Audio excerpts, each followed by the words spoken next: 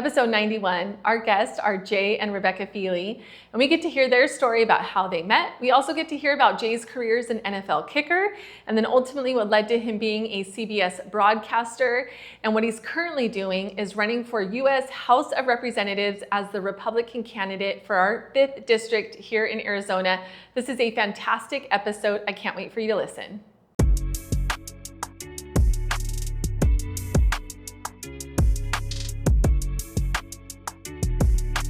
All right, well, welcome, Jay and Rebecca. Thanks for being with us. And we're so excited to hear your story because you guys, well, both of you are an amazing family who love the Lord and are doing really great and exciting things. But I'm just so interested to hear your story because that's a big deal with what you're about to embark on or what you're embarking on. But I want to know, where did you grow up and all of that? So, how did you meet? Well, we met in church, so that's a good thing. Okay. She said she was done dating athletes, and I was going to church, and honestly, it was like God kept blinders on us because I had gone to this church for 3 years, and if I had known there was this 5'11" beautiful blonde at the church, I would have went and introduced myself. And she sang in the choir, and somehow I never saw her. Like our paths never crossed. I had spoke at the church many times. Yeah, she can sing. She doesn't let people know that. But I walked into church one day. I'm like, who is that? Yeah. And her and her roommate had just said, hey, we're going to introduce ourselves to the next guys that we see at church. Oh, how funny. And so after service, she came up, introduced herself. We talked for a little bit. Cool. And I was with one of our quarterbacks who's 6'6", and we walked out, and I said, I'm going to have a date with her by next week. And he goes, no, she's too tall for you. She's my type. And so how tall are you, Jay? I was like 5'11" then. Okay, I'm like 5'9" now. I keep shrinking. Hey, I but I walked into class the next morning. Thankfully, I got up for my 8 a.m. class and didn't skip it. And I walked into class, and she was talking to a guy that I knew on the hockey team. And so I went up and said hi. And, hey, I met you yesterday. And then we went into class together. Now, our story differs because I say she was waiting on me. She says she was just studying. Sure. In the hall. And so I come out of class after an hour-long class, and she's still there. So I talked to her again and get her phone number, and then cool. that was it. Pretty much. He came over that night, and basically we never were left. together. I love that. We met and married in 10 months. Yeah. Wow. I get the two different stories because my wife and I have two completely different stories. Yeah. That's funny. Well, there's the truth, Ryan. And Sure, then, Right. That's awesome. How old were you both? It was the national championship year for Michigan. Okay. So it was like a whirlwind. Yeah, that was September 7th when we met. So right at the beginning, first game of the season, we go undefeated. We win the national championship, and her and I fall in love that entire season. So it was pretty got married spectacular. the next summer. That's cool. It's hard to beat that year. I was going to say, that's a good That's a good year. We're trying to top it now. That's right. Right. So, well, can you take us back to even before then? Yeah. How did you get interested in sports, and what made you decide to pursue that? Sports was my support system. So I went through, my parents got divorced when, I was 12 years old. And as any young person whose parents get divorced, your world is crushed and you don't know where to turn. And so I turned to sports. I played 3 or 4 sports at a time. All the way through high school, I wanted to play sports, so I didn't have to go home. I'd go to school at 6 in the morning and come home at 9, 10 at night. And, that was what I relied on. Yeah. And, when I got to Michigan, I grew up in Florida, in Tampa, Florida. I got recruited to go to Michigan, decided to leave Florida, go about as far away as I could from home, go to Michigan. She's from Michigan, and she went to Michigan as well. That's where we met. But my world was rocked. My second day of practice at Michigan, I tore my quad and my kicking leg, and you're a kicker and you can't kick anymore and you're nothing. And I sat there for 4 months, just trying to figure out what I was going to do with my life and, struggling, trying to fill that void that had always been there for me. Sports had never let me down. And now at the biggest moment in my life, it was taken away. And that's when I gave my life to Christ and, just out of desperation, just said, okay, God, I'm going to trust you. I don't know if I'll ever kick again, but I want to live for you. And, that took me down this different path and this different journey. I didn't even know really what it meant at the time. Yeah. And a great group on campus there was able to kind of walk me through what it meant to give your life to Christ and to live your life for Christ. And, that certainly led me to Rebecca. I would not have met her had I not made that decision. And then we went to have this wonderful journey and family and all the ups and downs that exist with that every family goes through. Yeah. So I think that's an interesting story because there's a lot of people that wrap everything up into sports. It becomes almost their identity, right? And then when it's essentially what seems like taken from them, it's like that struggle. But yet that's also a great story to God and how that's what he used to get a hold of you. But that wasn't the end for you with your kicking. No, my leg healed up and I was able to start kicking and then met Rebecca, like I said, that year was my senior year. She was working in a morgue, cutting up bodies when I met her. Oh my goodness. Thinking that she was going to medical school. Yeah. And our path after we met each other took a different turn. I had no idea I'd get into the NFL. In fact, I didn't for 2 years. After I graduated, or after I went to Michigan and finished school, Rebecca went and she thought she was going to go into med school, ended up working for Merck Pharmaceuticals for a little bit, and then she got pregnant.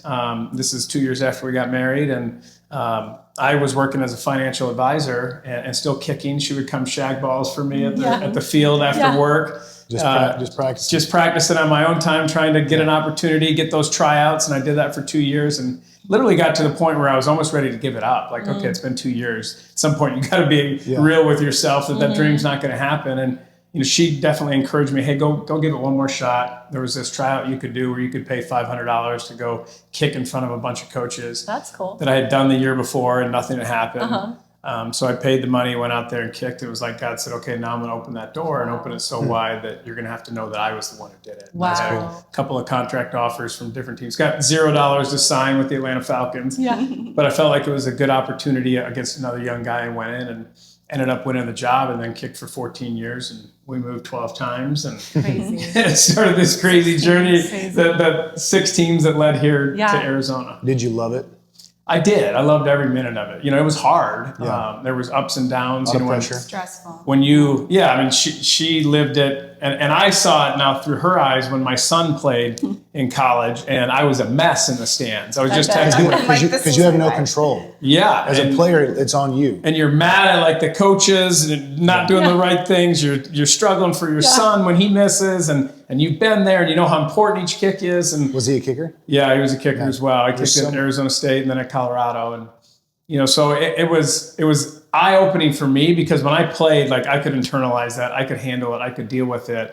She had to live that, and she had to sit in the stands and listen to everybody cuss you out when you miss field goals. Yeah, and cover the kids' ears. Right. Like, Oh, man. They're talking about your dad. Yeah. And then Saturday Night Live does a spoof about you when you have a bad game, and you're trying to get ready to play the next game, and if you have a bad game, you're going to get cut, and you're going to have to sell your home and take the kids out of school and move. Yeah. And those are all realities of what you're doing. But you can't let your mind think about that. You can't let your mind wander and think about the implications of what you're doing in that moment. You have to discipline it to think about just the priorities and the focus right then, the fundamentals that are actually going to help you. And so you have to not allow your mind to wander in that moment. And in that game, we went to overtime again. I have another game winner again, and they call timeout and they play a montage of my misses from the game before on the Jumbotron during the timeout. And I'm trying not to look at the Jumbotron. So ruthless. Yeah, it's City of Brotherly Love. It was in Philadelphia. Of course. And, thankfully I make that kick and the career goes on because that was my 5th year. I played for another 9 years. But the thing that really stood out to me afterwards, looking back, was it took away a lot of that fear of failure because I failed as bad as I could fail. Saturday Night Live did a spoof about me. I had to rely on my faith in that moment more than ever. And I was able to overcome it. And that allowed me then to have a lot more fun the next 9 years of my career. Because what do I have to fear now? Yeah. Like I failed as bad as I could fail and it didn't break me. And at the end of the day, it's a sport, right? Yeah. It's a sport, but it is what you're relying on. Like it's what your family's relying on. It's what's paying the bills. It's no different than anybody else's career. So yes, it's a sport, but it is also what's going to support your family for the next 20 years. And that job in particular is very high stress. I mean, your job is to go in and win the game. Yeah. When it's on the line. Usually you either win it or you lose it. Yeah. There's no worse feeling than going in Monday morning when you missed a game winner. And it's like a morgue in there. Everybody's sad and no one's talking. Everybody's walking with their head down. And like, had I made that kick, everyone else would be joyful and happy. Yeah. And that's a tough day walking around that day in the office. Did you ever have a teammate that just built you up? Lots. Somebody that stands out. Yeah, I mean, there were so many. Larry Fitzgerald was great. Clayus Campbell was great here. Patrick Peterson. And then your long snappers and your punters. Like here, Mike Leach and Dave Zastida were amazing for me. John Denny in Miami was great.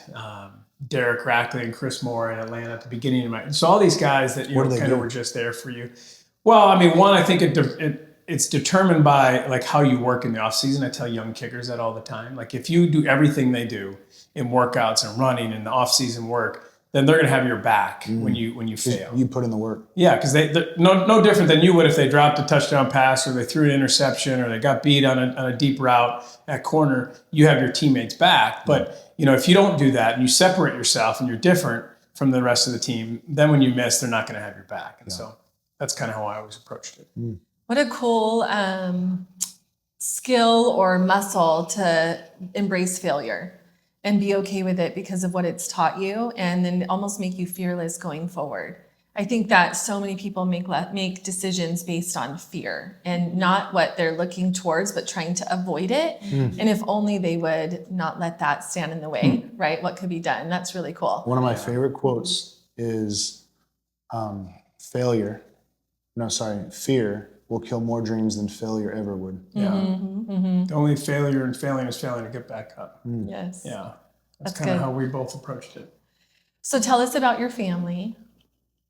Go ahead. So we have, along with his crazy, stressful career, and I think we've moved 15 times something like that. 27 years. Yeah. But we had 4 kids under 7. So life got crazy really fast. And I think I had each of the kids in different places, Wow. right? So I never had 4 different states. 4 different states. I think 2 in Florida, but one in Miami and one in Tampa. Wow. Anyway, so so my dreams of going to med school were put on hold indefinitely, really, because I knew that I wanted to be a mom. As soon as I had Lexi, I was like, okay, nobody's raising her. I Yes. am. And if he gave me the ability to stay home, I wanted to, so I did. So we had the 4 kids, and then when we got settled here, we started doing mission trips to Haiti, and Jay's brother had gone after the earthquake. And so we went, maybe 4 times. He went first and made sure it was safe to bring the kids down. And then we met a translator down there at one of the missions we worked at and fell in love with him. And his dream was to come to the States and get educated and play soccer. And we said, let's do it. And moved him into our house. Took about a year and a half of paperwork, and we had Andy Biggs actually help us send a letter to clear him to the government. And then we sponsored him and took him into our home, and he became our 5th kid. That's cool. How old was he? He was 19, so we couldn't legally adopt him. But we told his mom, his mom still had 6 kids back at home. And we said, we're taking the breadwinner. He made $50 a week on a good week, right? So we said, we'll support you while he goes through school. And then once he gets a job, he can start supporting you. So that's what we did. We didn't want to leave them without help. Yeah. But he went to Grand Canyon, loved playing soccer and did excellent in school. I think he got a 3.4. Yeah. Graduated, went and got his master's on his own. That's cool. Got married, bought a house, bought a car. They're on their 2nd baby. Wow. When he bought his home, we stood on his driveway, and when we met him, he was homeless in Haiti. His home he got lived under a destroyed in the tarp. earthquake. The Samaritan Purse blue Yes. tarp. I'm like, Delma, think about the journey God just took you on over the last almost 10 years. That's incredible. To having this, he would go up on the mountain and pray at like 4 a.m. before going to school and going to work, that God would somehow provide an opportunity. And they brought us together and gave you the opportunity. And then he took the opportunity and ran with it and did everything the right way. When I dropped him off at Grand Canyon, I was like, hey, this is your shot. Like, you screw it up, you go back to Haiti, I can't help you. But if you take advantage of it, you can change not only your life, but your family and generations' lives. And that's what he's done. And then just standing on that driveway when he bought his own home and just thinking about the journey he had been on, which is really a cool moment for us. That's really cool. I lived in the Dominican Republic for 2 years, and that shares an island with Haiti. Yeah. And so I've seen Vastly that. different, right? And it is. I mean, they have poor areas there, but Yes. the majority of Haiti is like. Oh yeah, like ridiculously what poor. you just described, I can only imagine how that guy feels. What's he do now? He's got a full-time job, Yeah, doing works for a great. company in sales. Yeah. And his wife, they And he makes have more their money second than they baby could boy. ever have dreamed. Oh, Yeah. yeah, way more. Wow. And then his brother came over 2 years ago on the parole program, and he's Working hard and doing great, yeah. yeah. Very cool. That's really so not to segue into something No, you're good. different, but like, when the borders opened Yeah. and we saw this influx Yeah. of, good and bad people Yeah. crossing, I mean, that really hit home for us because we did it the legal way for Delmont, Right. and we saw the work it took to get him through, but then how sad it made him. He's like, Yeah. man, my whole family could have come across. And we're like, Delmont, that's not right. Right. That's not the right The first way thing to you do enter. can't be coming across illegally. right. Yeah. So I think it's really important to understand that you can be ardently against illegal immigration But while love immigration. For loving sure. immigrants. Absolutely. I mean, we love that he's here, and we love when good people come. Like, great, the more Yeah. the merrier. He's Right. great for our country. Oh, for My sure. brother-in-law's from Kenya, and he came the right way, and Yeah. he's amazing, and that's how it's done. Well, I you was just with appreciate one- it when you come the right way, Yeah. because you see the work and effort it takes to get here, Yes. and then you don't want to mess up because Right. They you have, appreciate you it. had us watching you, right? We were sponsoring him and providing for him to be successful. So he didn't want to, let us down or the country down, like, because he knew we'd send him back. Yeah. So Yeah, and I think you hear that from a lot of the legal immigrants that feel that way. Yeah. Like, wait, that's not right. So let's go there. So you go from a career in football and your family, and then politics. Why politics? Today's episode is sponsored by Eco Roofing. Eco is led by a third-generation Arizona roofer who is also the president of the Arizona Roofing Contractors Association. They offer free estimates and the best warranties in the states for shingle and tile roofs. They love giving back to their community and will always be here to serve you. Thank you for watching the episode. Our podcast is called The Real Deal, where real estate meets real life. And I love sharing these real life stories, but we are also in the real estate business. And so if you have any real estate needs, maybe you're thinking about buying or selling or wanting to invest in real estate, we would love to help you.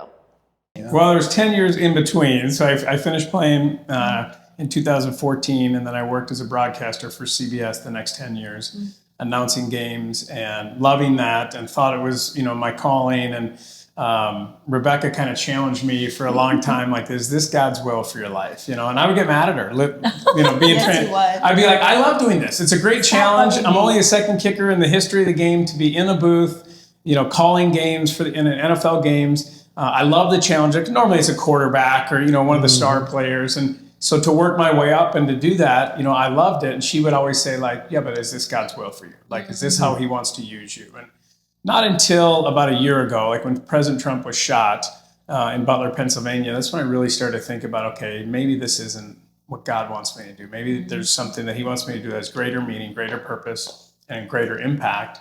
I thought it would be being an ambassador. I was asked to put in an application for a U.S. ambassador role, and I told him I only wanted to do Haiti. Like, that's where our heart is. That's where we've done so much work, and I want to fix it so that the people there, not only is it good for them, but it's good for us. It creates a more secure country where people aren't pouring over into the U.S. and it's not a narco state. And so there were things I wanted to accomplish there. But when Andy Biggs decided to run for governor in January, fast forwarding. Go ahead, jump in. I'm jumping in. The 10 years he worked at CBS, I saw him have to really adjust who he was, right? And he couldn't be who he was. And In who what I way? think God made him to be. Well, they would get mad at me anytime I said anything political, especially He'd conservatives. come home and be like, oh, I just, I got reprimanded for saying this or posting a picture of golfing with Trump or what, any little thing. And I'm like, why are you working for them? Like, you can't be who you are. And like, we should be free on equal sides to share our political beliefs in a respectful kind way. Like, why is that you can't say anything conservative? So that just ate at me that whole time, and I thought, that's not who you are. Like, you're something, like, you're more than that. So I kept every couple of years, like, saying, well, when are you going to run for office? Or, is this God's calling for you? Like, really, that's it? I'm just questioning. I'm your wife. And he'd get, he'd They're push good at back. questioning. I know Right, that. that's I know that what type of pushback. questioning. Yep. And I'm like, my job is to make you the best version of yourself, Yeah. right? And you to me. So I knew there was something more meaningful that he was going to be involved in. And I know it sounds funny, especially to people who don't have a faith, but like 22 years ago, and after we had our son, so our second child, I was doing my devotions one morning and praying over our family, and I really felt like a vision from God that he was going to be in politics someday. Really? Wow. And I remember like I was teary-eyed about it, like how is that going to happen? 20-some years ago? 22 years ago. Wow. I remember the place and the time, and like even the sun coming through the windows. I know it's kind of seared in my mind, and I tucked it away. But I thought, I'm just going to ask him every few years and just see if that Did you ever tell him that? I did. Okay. What was your reaction to that?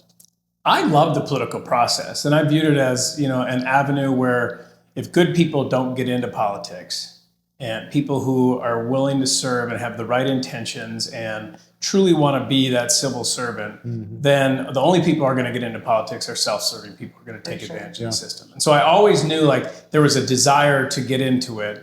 I just didn't know when that would happen and if the doors would be open and if I wanted to take that next step to do it. And the average NFL career is 3 years, Right. right? Yeah. We were just a few years into it, so I'm like, okay, this might not last long, and what's next? Yeah. And then it lasted 14 years. 14 years, and then 10 years at CBS. Yeah. So, this last time, it was really in January. I'm like, okay, your contract with CBS is up. I don't think that they probably like the fact that he applied for an ambassador role.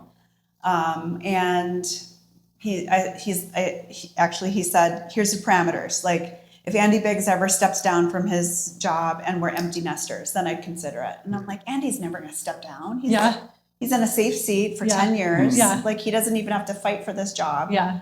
And like a week or two later, he announced he's running for governor. And I looked at him like, I told you, And he's like, okay, now we have to go to DC and just kind of feel it out and see. Well, I told her, you have to be willing to do this with me. Yes. Right? You have to be willing to fly to DC with me every Monday, be there for the whole week, fly home on Friday, because that's the schedule as a member of the House. Yeah. And I wanted her to have an understanding. So we sat down with some of the Republicans who were Christians who I knew. We sat down with Jim Jordan, his wife Polly, and Mark Meadows and his wife Deb. And I just wanted to hear their perspective and for Rebecca to hear their wife's perspective of what it actually looked like. Yeah, and what are it you actually getting meant. into? That's right. Can I ask you this? So I too really enjoy the political piece, but I despise the game that it seems like you have to play to get anywhere.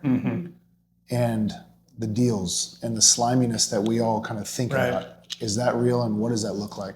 Well, I would say a lot of politics is raising money, and it shouldn't be that way, but that's the reality of running for office. If you're going to, Unless you're a billionaire. if you can self-fund it, then you got to put it in. I was talking to somebody who I knew who ran against J.D. Vance for Senate. And he said he spent $30 million of his own money and he lost. Wow.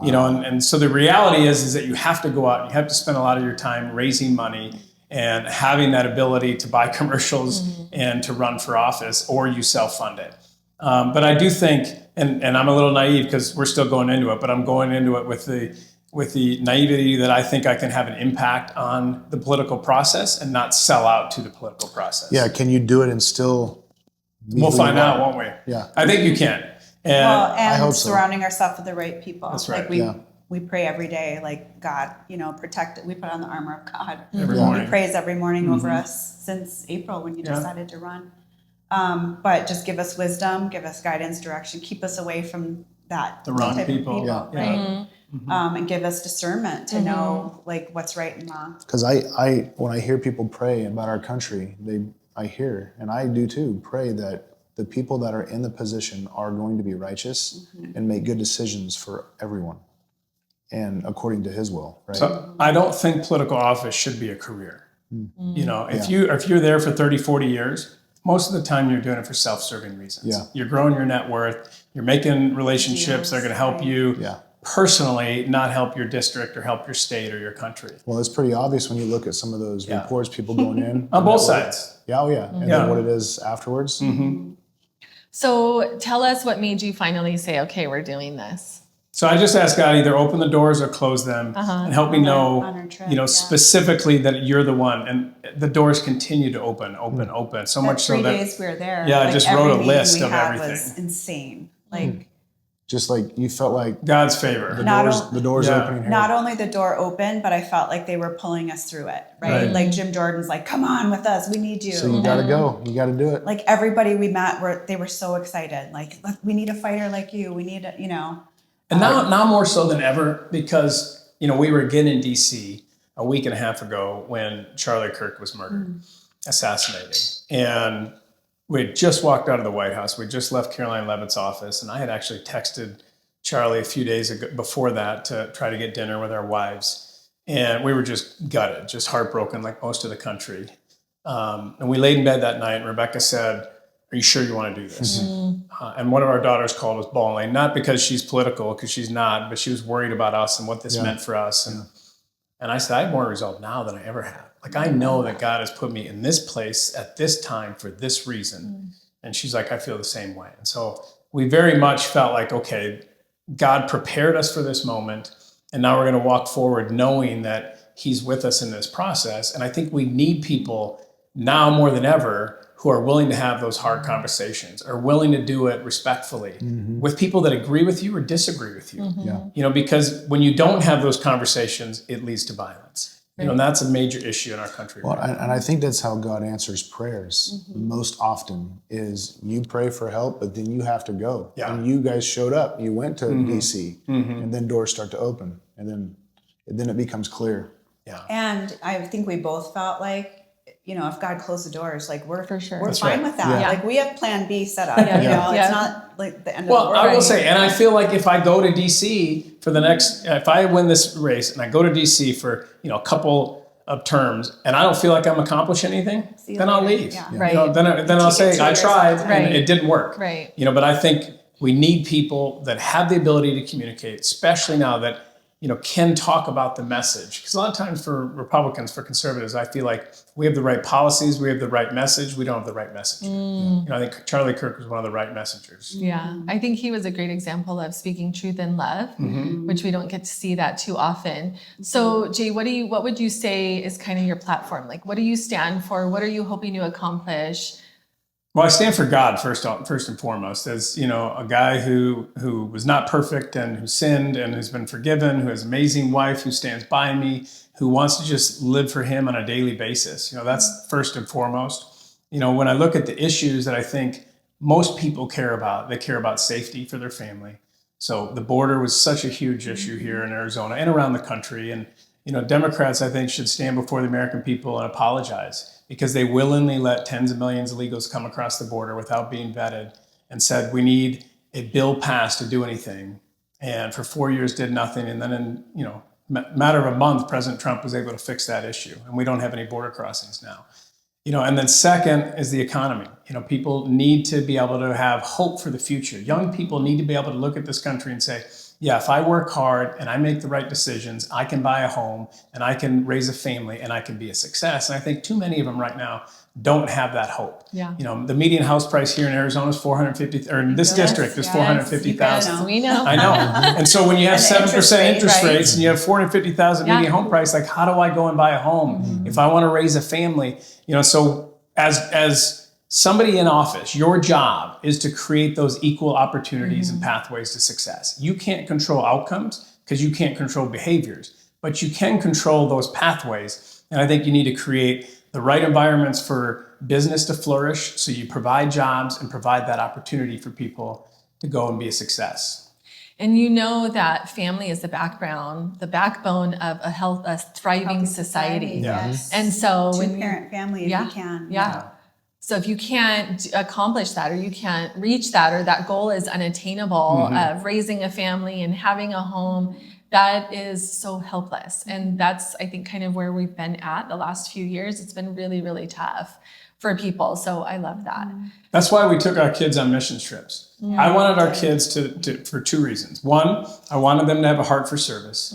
And two, I wanted them to appreciate this country and what it gives them. Absolutely. And so when you take them into an area like Haiti, and you go to Juarez, Mexico, and you rebuild homes, and you go to Malawi, Africa, and you get into these villages, they see what real poverty looks like. And they see areas that there is no hope for a future. And so I wanted them to come back and to go into their lives and kind of have that understanding of what they have and to be grateful. And really quick, they saw believers in those countries because we were doing it with missions work that were happy with nothing. We were just talking about it. Right? So they saw that material things don't buy you happiness. Correct. My son's in Honduras right now, and that's exactly what he says. These people Kids have nothing and they're still very happy. Yeah, smiling and dancing kids. One of my best friends, his daughter, this was so touching for me.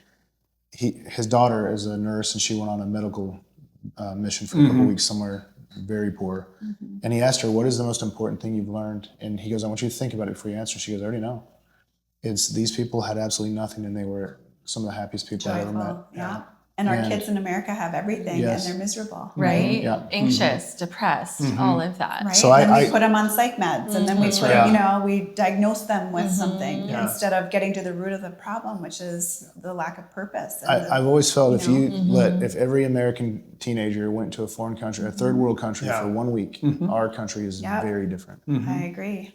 It's funny because I said that about like NFL players. If they could spend a year working before they got into the NFL, they would appreciate the opportunities they have a lot more. Smarter decisions. Yes, exactly. Imagine groceries. That's right. Yeah. A little Kurt Warner action. Yeah. Yeah. Well, I want to ask you a little bit of a tougher question. All right, bring it on. So there's rumors out there, and people have said that you're a rhino. What do you say to them? Well, first of all, I laugh about that because, if people knew how much pushback I got from CBS and really how it stunted my career growth because I was willing to post pictures with President Trump when I golf with him or did events with him, because I was willing to talk about the conservative policies that I believed in, it hindered my career, my professional career, and how much I was paid.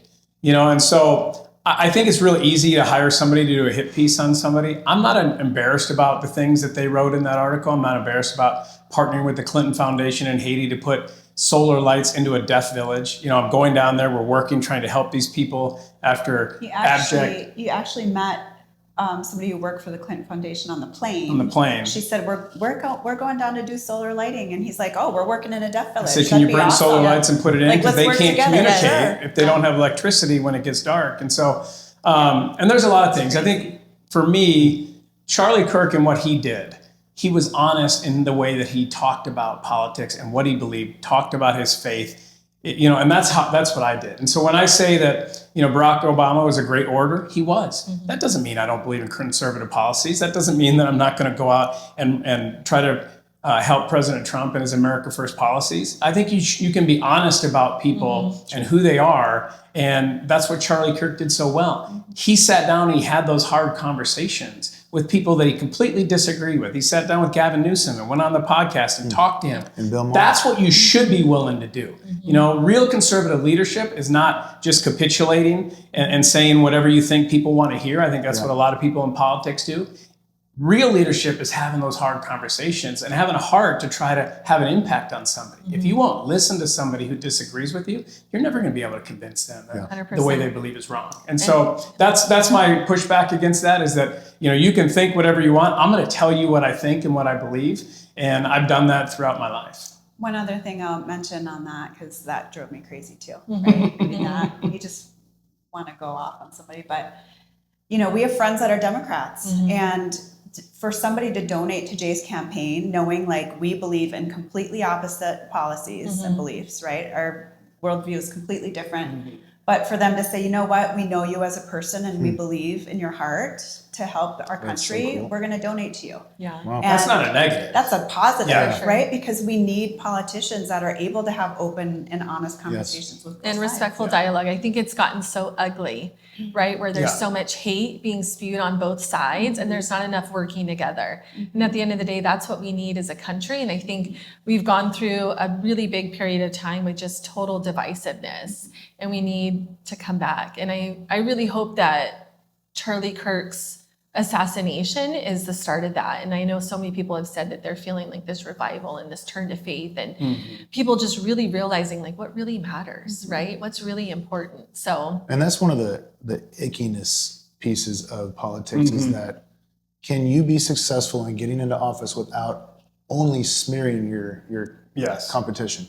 Can you just focus on the good things? Well, and so you'll have these conversations with your campaign, and they'll talk about whether or not they're going to do research on your opponents and you're going to be dirty. And Rebecca and I have said, we're not doing that. Yeah. Like if we don't get elected because we aren't didn't throw willing enough mud to at throw the enough other mud, people. I'm I'm okay not- with that. I don't want We'll to. go up to Michigan, we'll go to our lake house, and we'll spend the 4 months like we planned doing when we were empty nesters. Yeah. You know, because that was our plan before running for office. Hey, we're going to be empty nesters. Yeah. We built this house 20 years ago. We're going to spend 4 hot months of the Yeah. year in Arizona up at the lake house. You know, now we decided, no, we're going to run for office. So we're going to do it the way we think should be done, idealistically. And if people don't vote for you because you didn't throw enough mud or you were too willing to have those hard conversations, I think because of Charlie's assassination, people are going to rethink that. I agree. They're going to look at who Charlie Kirk was and what made him so effective.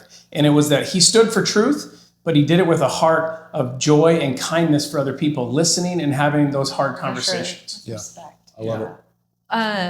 if someone's listening and they're like, hey, I want to support him, how can they support you?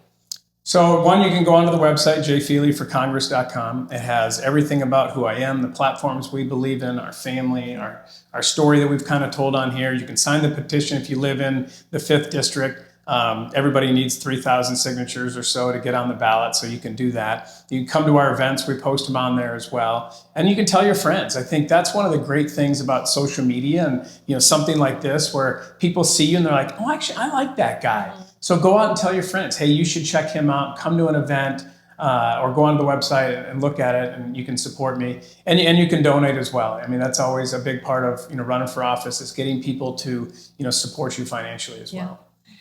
All right, what didn't I ask you that I should have asked you guys? Well, you didn't ask about her because who I am and who our family is dictated by the strength and the leadership that she's had in our family. She's the heart of our family. She's an amazing woman.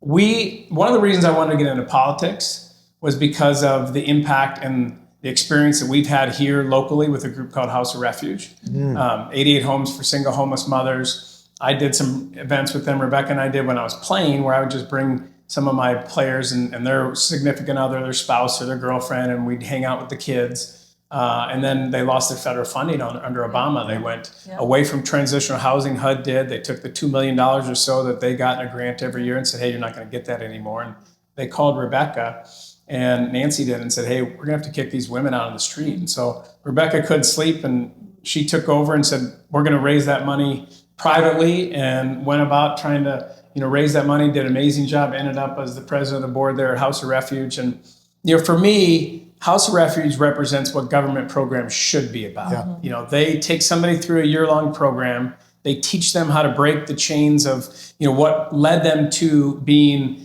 homeless and in that situation, and then they have a 90% success rate of taking them and putting them through their program, being self-sufficient. It's not permanent welfare. There's a purpose for it and a timeline to learn. Yes, so it should be replicated, not cut. Right. I don't know if you know this. Well, Rebecca does know. Yeah, she knows it. It's very near and dear to our heart too. So What is this, our love 12th year for the that. food drive? Yeah, I love that. So our first idea was to wish every city to do the Adopt a I Home agree. program. Oh, yeah. To put the names on there. And we got love Calais it. Campbell and Larry Fitzgerald and Carson Palmer. We had been volunteering at the Ronald McDonald House. That's how I got the idea. Yeah. So cool. when we were sitting as a board, I'm like, why don't we do Adopt a Home? It's like Ronald McDonald House. Yeah. And we did it So it in worked. Michigan at Mount Children's Hospital as well. We put Yeah. our family name on one of their rooms, and we're like, yeah, it's easy. Yeah. Let's It's do a that. good way to feel like you're owning a part of it, Totally. right? Yes. Like Yeah. your family is And you can see represented it. there. yes. Yeah, sometimes when you donate, you just don't know where it's going. Yeah, You don't get to see the results. That's why I they love have it. sponsor, you sponsor children's and Yeah. you get their pictures and bio. Yeah. Like it's I- the same It thing. connects you. I still want to go back to the mortuary thing. Where did that come from? Well, I was pre-med, and when professors would ask like who wants to do something, I raised my hand first, right? And he's She's like the teacher's pet, like front row, Front gonna get row, 100 I on love everything. school. That's right. Yeah. like I actually taught high school for like 4.5 years. Well, and I do have to say, my daughter was talking Elise, and I was like, "Did you have her?" And she said, "Yeah, she was one of my favorites." I Yeah. miss teaching so much. Everybody who had Rebecca loved her. Yeah. She was So their favorite. pre-med and bio, right? Yeah.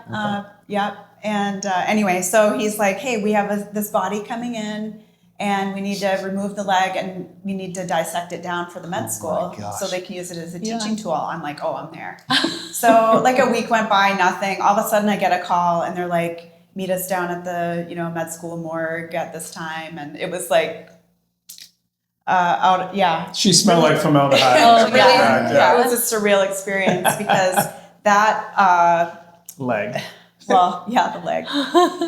That morgue is where you donate bodies to science. So all those bodies coming in were for scientific purposes. So some of them are used for dissection, some of them looking at different, diseases that people had. And then some of them they used for the Department of Transportation to put in car accidents Oh, to yeah. see injuries. Interesting. I didn't know they did that. I didn't either. I thought they were dummies. Interesting. I thought so too. You still but- bruise after you're dead. Oh, Well, really? Like- it's hard to tell soft tissue injuries on their mannequin, yeah. spot. This is So- also 20-some years ago. Sure. I'm sure it's I know, different I'm now. sure Right, it's different right, now. yeah. But anyway, so I'd be working on my leg, and they'd come knocking on the door like, "Hey, we need a woman like 40 to 50, this size, this weight," and they'd pull out bodies and look and like ask how they died, and it was Wow. insane. I couldn't Like do I it. saw so many insane things. Oh, Yeah, I That think is it so takes a special interesting. person. But I loved it. I've always loved science. I'm sure it's and- fascinating. It didn't make me run away from her. So yeah. Nobody picked me up, and I'm like, I just spent a couple hours, working on this. Like, I'd be covered in fat. Oh, and gosh. formaldehyde. Oh, my gosh. He's like, "Let's go eat," and I'm like, "I need like an hour or so Yeah. to decompress because I Yeah. can't even think about food right now." I understand. I've seen movies where the mortuary person, they're like chewing food and they just set it down on the bottom. Like, no, Yes. no. I mean, anyway, it's an experience like nobody assumes I've had, and I'm glad I did it. That's cool. That's cool. Well, thank you guys for sharing. We love to end with a little speed round, like some rapid fire questions. Are you Okay. guys up for Sure. this? Let's go. Okay. Favorite color? Blue. Blue. Favorite drink? Coffee. Coke Zero. Not coffee? Yeah. Coffee. Yeah. Favorite food? Steak. Probably steak. Okay. Do you have a favorite sound? I would say Worship music. sleeping. Oh, Snoring. Yeah, anything because I know Yeah. for sleeping. I like to sleep. Yeah, we don't get enough of it. that's Okay. awesome. Okay. What about a favorite book? I honestly think it would be Mere Christianity. Mere from C.S. Christianity Lewis. for sure. I also love. First time she gave that to me, it was like over my head too. Like I didn't get it. I had also love Letters from a Skeptic. yeah, I would say yeah. that too. I've given that Greg out Boyd. probably to 2 dozen people. Yeah. Like Love just yeah, it's such a good book. Okay. Do you have a favorite scripture? Mine's Philippians 4:13. I can do all things. And mine is Proverbs 3:5 and 6. I think trust in the Lord with all your heart. Love Lean it. not into your own An understanding. understanding. Yeah. All right. Last but not least, favorite vacation. I would think Hawaii. We love Hawaii. Iceland was Iceland's pretty cool. Really? It's Iceland's unique. like a northern Hawaii. Is if you ever it? get to go. Iceland's very unique. Very unique. But Hawaii is always. That's awesome. Thank you guys. Thanks for being with us and Absolutely. sharing so much. Appreciate It was you guys so having fun. us on. Yeah, we Thank you loved so it. Thank you for what you guys do. Awesome. Thank you. Thanks for listening to the Real Deal podcast. Be sure to like and subscribe, and you can follow us on social media at the Home Selling Team AZ.